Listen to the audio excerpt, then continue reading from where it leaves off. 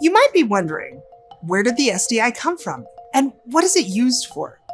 Let's listen to Tim Scudder, one of the contributors to the SDI. In the early 1950s, Elias Porter was working with Carl Rogers at the University of Chicago. He was doing research on Erich Fromm's personality theory, which emphasized 4 non-productive personality types, meaning people with these personalities had some problems. At that time, psychology was preoccupied with pathology. That is, what's wrong with people. There was no positive psychology as we know it today. As Porter shared the results of his first assessments with his subjects, which described their problems, they got defensive and explained why they were doing things, what they intended. And Porter noticed people generally had positive motives, even when they were not being effective. Porter responded with a revolutionary idea. He created a new assessment to measure what contributed to a person's sense of self-worth and the positive motives underlying their behaviors. He theorized that a personality assessment shouldn't merely be about a person, it should also work for them. In other words, it shouldn't attempt to diagnose people's problems.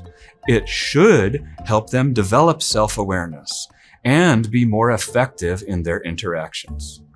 Since its first printed version in the early 1970s, the SDI has been subjected to numerous tests and has undergone several updates and revisions.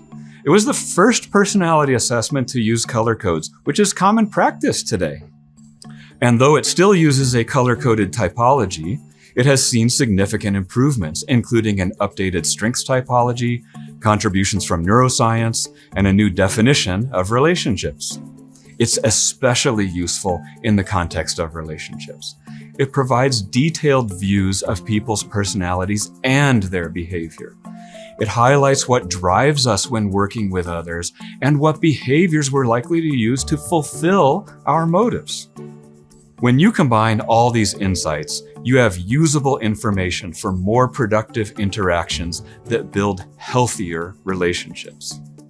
It's also a valid and reliable assessment, which means it's both accurate and consistent. Over 50 years of research has a practical benefit. Almost everyone who completes it agrees that their results describe them. People and organizations report improvements to their working relationships and outcomes after completing the SDI in conjunction with a facilitated discussion, especially when the SDI helps establish a common language in an organization's culture. And yet, for all its uniqueness and utility, the SDI is part of a rich history in human development. The original work of Elias Porter and our more recent contributions to the SDI rely on the social science foundations built by Carl Rogers, Kurt Lewin, Sigmund Freud, Erich Fromm, Karen Horney, Michael Maccabee, and many others. We continue to use a data-driven approach for further improvements. That solid scientific foundation is what makes the SDI so practical as a tool to generate insights that enhance self-awareness and that help to improve relationships in all walks of life.